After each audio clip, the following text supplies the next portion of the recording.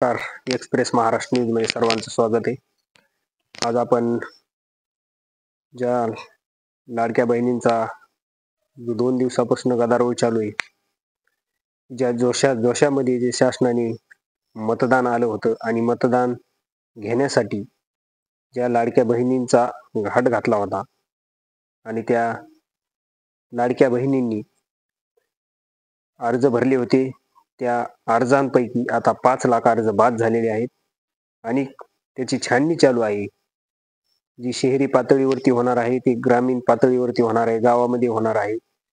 असं प्रत्येक ठिकाणी आता ती पूर्ण छाननी केली जाणार आहे आणि याच्यामधनं ज्यांच्याकडे 4 चाकी वाहन असेल, ज्यांच्याकडे PM किसानचा हप्ता येत असेल,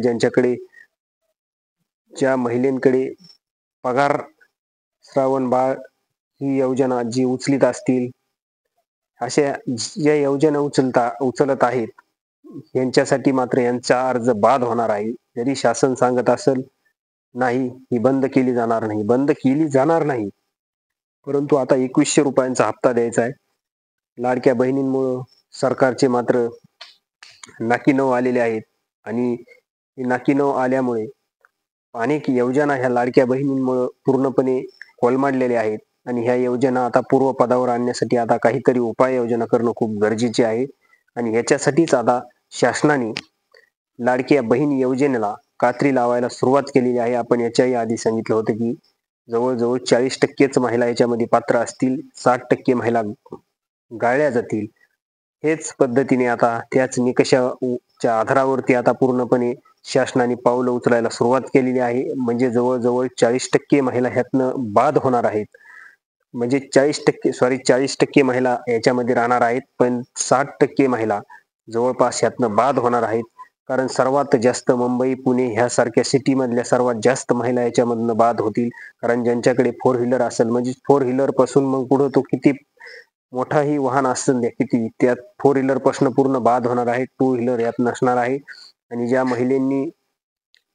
महिला म्हणून ज्या भावांनी सुद्धा अर्ज भरलेले आहेत त्यांचे सुद्धा आता अर्ज बाद होणार आहेत. तेही आता छाननीमधनं त्यांनी ज्या पद्धतीने अर्ज भरले होते ते सुद्धा आता याच्यामधनं बाद होणार आहेत. अनेक जिल्ह्यामध्ये अशा लाडक्या बहिणी म्हणून शासनाच्या लाडक्या बहिणीमधून लाडके भाऊ झालेले आहेत, ते सुद्धा आता याच्यामधनं बाहेर निघणार आहेत. कारण हिंगोली जिल्ह्यामध्ये जे झालेलं आहे ते समोर आलेलं आहे. ते असे प्रत्येक जिल्ह्यामध्ये पाहायला मिळणार आहे.